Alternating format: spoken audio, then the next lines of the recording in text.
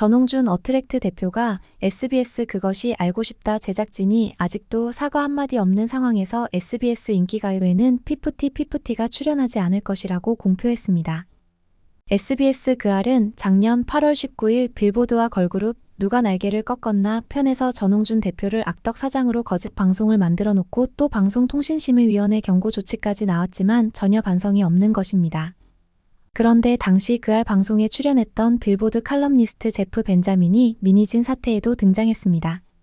제프 벤자민은 당시 더기버스 안성일 일당과 절친 관계였고 그알 방송에도 안성일 입장을 그대로 앵무새처럼 말한 바 있어 템퍼링 범죄의 공범으로 봐도 무방한 인물입니다. SBS 그알 한재신 CP와 조상현 PD가 사과를 거부하고 있는 것 같은데 SBS는 박문신 사장이 나서 사과를 해야 할 것입니다. 국회 문화체육관광위원회 소속 여야 국회의원들은 10월 국정감사에 한재신 CP, 안성일 전 워너뮤직 코리아 진승영 대표 및 윤영근 전무, 제프 벤자민 등 템퍼링 범죄에 가담한 자들을 소환해 강도 높은 추궁을 해야 할 것입니다. 템퍼링 범죄는 문화산업 스파이라는 차원에서 강력 처벌이 필요합니다. 자세한 이야기 지금 시작합니다.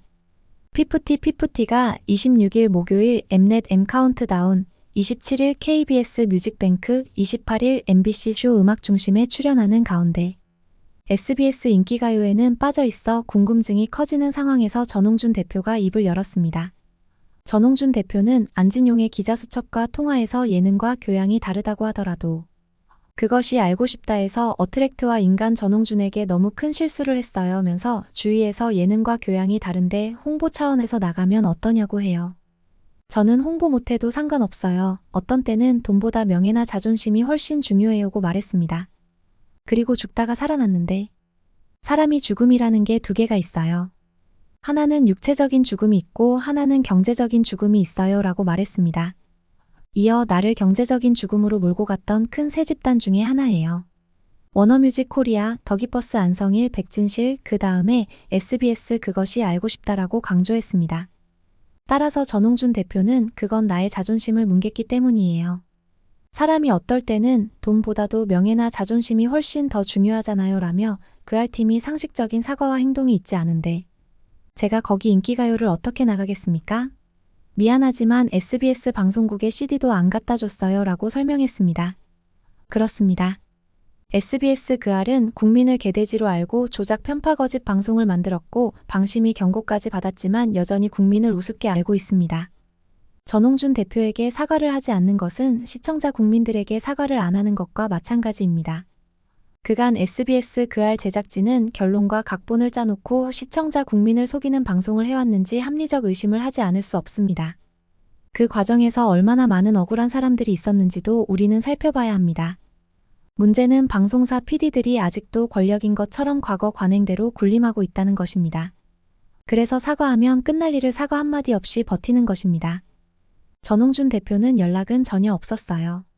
30년간 방송계에 있다 보니까 아는 PD들이 간접적으로 연락이 와서 자리를 마련하겠다고 하길래 비공식적으로 사과할 생각 말고 공식적으로 사과를 해라. 그래야 내 자존심이 세워진다. 가만히 있는 나를 난도질해놓고 무슨 소리냐. 받아들일 수 없다고 했어요면서 지나가는 사람을 때려놓고 아무런 공식적인 사과를 현재까지 안 한다는 것이 너무 억울하잖아요. 힘이 있는 집단이라고 방송국이라고 해서 아무렇게나 해도 되는 건 아니지 않냐? 고 성토했습니다. 다만 SBS 인기가요 제작진도 이 상황에 난감해하고 있다는 후문입니다. 하지만 피프티 측에서 공식적인 출연 요청을 하지 않았기 때문에 SBS 인기가요 측도 참여해줄 것을 요청하기도 쉽지 않은 상황이라고 합니다. SBS가 그알 문제를 풀 방법은 박문신 대표이사 사장이 직접 사과를 하든지 한재신 CP에게 사과를 하라고 지시해야 합니다. 만약 박문신 사장이 사과 문제를 풀지 않는다면 SBS 자체가 거대 범죄 집단이라는 비판에서 자유롭지 않습니다. 그런데 말입니다. 작년 8월 SBS 그알에 출연해 안성일을 대변했던 제프 벤자민이 미니진 사태의 하이브를 비난하는 역할로 직접 참전을 했습니다. 이건 뭐 템퍼링 범죄 집단 연합이 형성된 것일까요? 안성일은 작년 5월 13일 더기버스 사무실에서 산푼이 및 부모들과의 템퍼링 범죄 비밀회의에서 저 LA 있을 때 어도어에서 연락이 왔어요. 미니진 이사가 금액을 제안하고 거기 나오는 신인 맡아달라 그러더라고요. 라고 말하는 녹취록이 공개된 바 있습니다. 다만 민희진 측에 따르면 민희진은 안성일을 모른다. 일면식도 없다. 하이브도 안성일에게 어떤 제안을 한 적이 없다. 라고 반박한 상황입니다. 제프 벤자민은 지난 26일 자신의 X, 즉 예전 트위터 계정을 통해 최근 기사에 제 이름이 언급되는 것을 보고 놀랐다. 제 역할은 양쪽 입장을 들어보고 모든 면에서 사실 파악하는 것이라고 운을 뗐습니다. 이어 이 이야기에 개인적으로 관여하고 싶지 않아서 투명하게 공개하고 문제를 피하기 위해 양측 커뮤니케이션 내용을 공개한다며 민희진 전 어도어 대표와 나눈 카카오톡 메시지 그리고 하이브 측에 전달한 경위를 공개했습니다. 카톡 내용에서 벤자민은 민희진에게 하이브로부터 클레임을 받았다. 개인적으로 기자회견 및 뉴진스 라이브 스트리밍 관련한 글을 쓰고 있었는데 이 기간에 하이브가 빌보드에게 성명을 보내왔다고 전했습니다. 그러자 민희진은 이걸 하이브가 보내왔다는 거죠? 정말 크레이지하네요 라고 답했습니다. 또 다른 사진에는 벤자민이 취재 내용 관련해 하이브 측에 문의하고 있는 내용이 담겼고 하이브는 해당 메일을 받았으나 답하지 않았다고 밝혔습니다. 벤자민이 이 같은 내용을 공개한 이유는 지난 25일 공개된 민희진과 중앙일보 인터뷰에 대한 하이브 측 입장에 대해 사실을 바로잡고자 한 것으로 관측됩니다. 민희진은 중앙일보 인터뷰에서 최근 빌보드 컬럼니스트 제프 벤자민으로부터 연락을 받았다.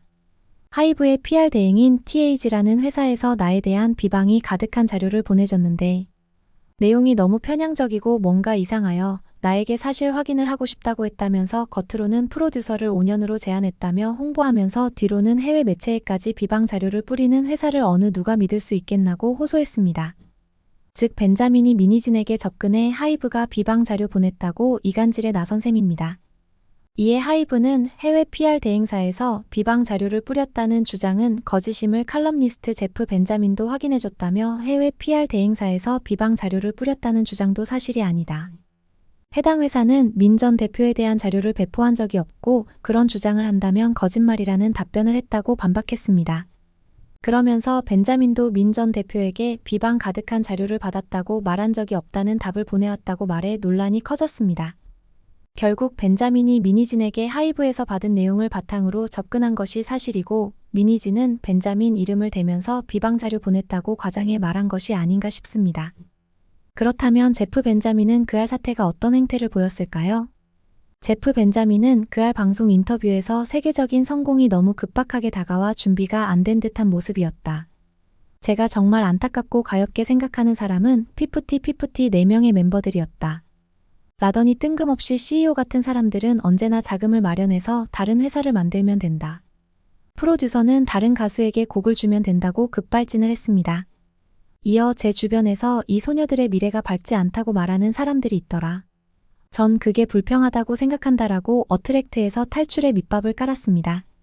더욱이 그할 진행자인 배우 김상중은 프로그램 마무리에서 삼푼이의 손편지를 낭독한 후 멤버들을 둘러싼 어른들 대부분이 욕망의 계산기를 두드리기 바빴다면서 아티스트가 제작사를 선택할 권리를 줘야 한다는 등 허무맹랑하고 역겨운 감성팔이를 했습니다.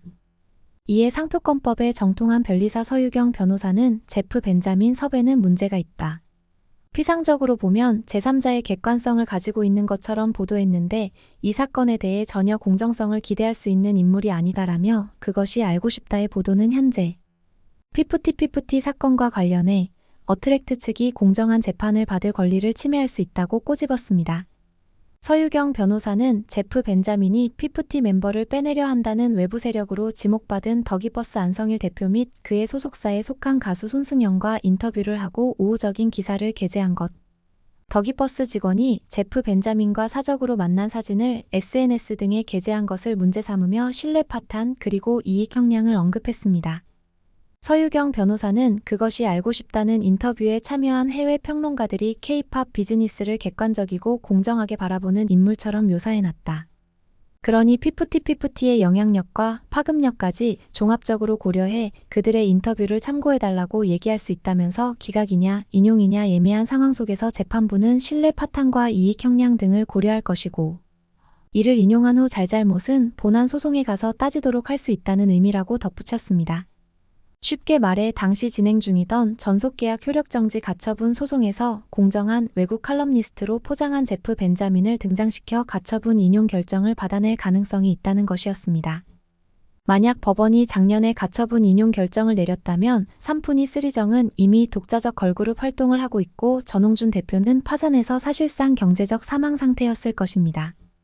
실제로 벤자민은 안성일과 이전부터 알게 지내는 사이였고 작년 8월 당시 더기버스 이준용 본부장과 다정하게 찍은 사진도 있습니다. 벤자민은 이준용 본부장을 만나서 점심 식사를 했고 미술품 선물까지 받아서 감사하다는 DM도 있었습니다. 안성일은 그알 제작진, 제프 벤자민, 워너뮤직 코리아 등 정말 꼼꼼하게 전홍준 대표를 담가버리기 위한 준비를 했지만 전홍준 대표는 그 수많은 함정을 모두 벗어나 지금 살아서 피프티 2기를 컴백시켰다고 생각하니 하늘이 도운 게 아닌가 싶습니다. 그런데 또 하나 반전 블랙 코미디가 있었습니다. 제프 벤자민을 두고 더기버스 관계자들이 대화 과정에서 멍청이로 칭하는 등 뒤에서 비방을 했다는 것입니다. 어트랙트는 더기버스와 외주 계약이 만료된 후 작년 5월 10일 인수인계를 요청했고 한 달여가 6월 16일께 업무용 이메일 등을 넘겨받았습니다. 이 과정에서 어트랙트 측은 더기버스 직원들이 관련 이메일 및 자료들을 삭제했다는 정황을 확인하고 전자기록 손괴 및 업무방해 혐의로 안성일 등 더기버스 임직원을 고소했습니다. 또한 소통 과정에서 사용된 업무용 메신저인 슬랙을 복구하는 과정에서 부적절한 이야기가 오간 정황이 포착됐습니다. 슬랙 메신저를 보면 당시 백진실 이사와 김모 팀장이 4월 10일 나눈 대화가 있었는데 제프 벤자민이 안성일 프로듀서의 인터뷰를 미국 빌보드지에 게재하기 2주 전이었습니다.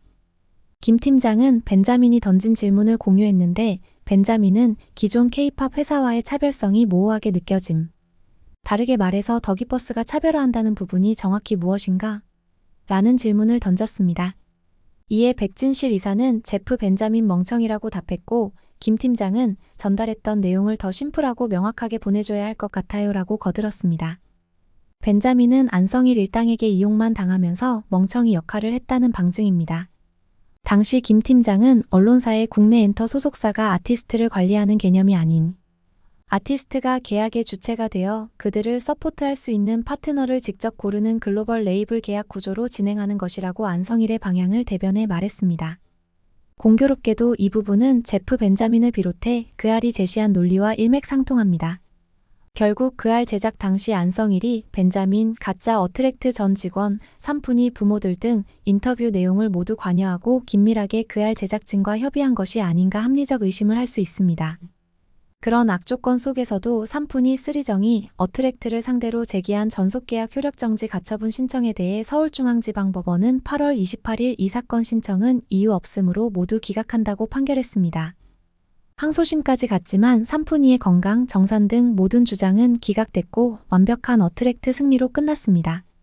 그런데 최근 소식에 따르면 작년 5월 이전부터 안성일은 삼푼이 및 그 부모, 그리고 워너뮤직 코리아 등 배우 세력과 함께 템퍼링 범죄를 공모하고 준비를 착착 진행해왔다는 점에서 소름이 돋습니다. 전홍준 대표는 진짜 수십 개의 지뢰와 같은 함정을 모두 피해서 결국 지금의 피프티 무대를 보란듯이 대중에게 공개할 수 있게 됐습니다. 어트랙트는 지난 4월 16일 서울 강남경찰서에 SBS의 시사교양 프로그램 그것이 알고 싶다의 한재신 CP와 조상현 담당 PD를 허위사실 적시에 의한 명예훼손 혐의로 민사 및 형사 고소했습니다. 어트랙트의 법률 대리인 김병옥 변호사는 피고소인들은 사실관계 확인 없이 편파적인 내용을 방송했다며 허위사실을 적시하여 소속사와 전홍준 대표의 명예를 훼손했기에 고소를 진행하게 됐다라고 전했습니다. 또한 전홍준 대표는 템퍼링 사태로 회사의 존재 자체가 흔들릴 위기에 처했지만 믿고 응원해주신 모든 분들 덕분에 헤쳐나올 수 있었다며 그렇기에 K-팝 산업 전체의 이미지를 저하시키고 혼란을 야기하는 편파 방송은 더 이상 만들어져서는 안 된다고 생각한다.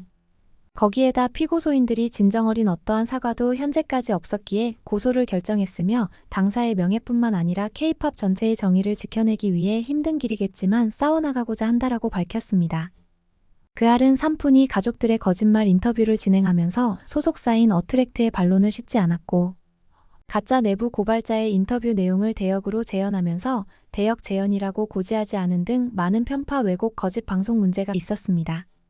앞서 지난 3월 5일 열린 방송통신심의위원회 방송심의소위원회에서 그알 방송에 대해 법정 제재인 경고를 의결했습니다. 그럼에도 그알 제작진은 사과나 반성은커녕 현재 본안 소송 중이고 힘든 상황에 놓인 멤버들이 극단적 선택을 생각할 정도로 심리적으로 불안해한다고 황당한 반응을 내놨습니다. 어떻게 안성일과 제프 벤자민 그리고 미니진까지 엮이는지 나중에 영화 한 편 찍으면 글로벌 블록버스터 급이 되지 않을까 싶습니다.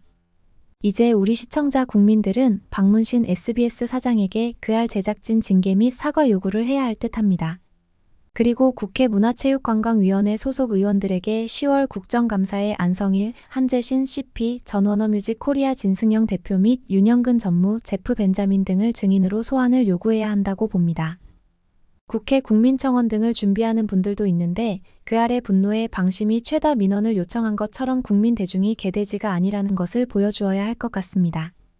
전홍준 대표는 이렇게 국민적 공분이 일어난 프로그램이면 우리가 잘못 취재했다라고 어트랙트에 사과를 하면 그게 사회가 화합이 되고 또 상처받은 사람 치료도 해주고 해야 하는데 너무 좀 뻔뻔하잖아요 라며 난 이런 생각을 해요.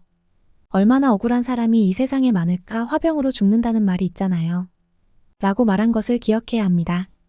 그알의 가짜뉴스 방송은 삼푼이가 SNS에 숨어서 만든 파이트 포 PP를 비롯한 세력의 바이블처럼 악용돼 어트랙트 보이콧 등 또 다른 범죄를 만들고 있습니다. 결국 또다시 정의로운 우리 국민 대중이 나설 수밖에 없습니다. 갑자기 제프 벤자민이 미니진 사태에도 등장해 다시 한번 그알 사태를 재조명해봤습니다. 여러분들의 생각은 댓글로 공유 바랍니다. 구독, 좋아요는 더 좋은 영상 제작에 큰 힘이 됩니다. 시청해주셔 감사합니다.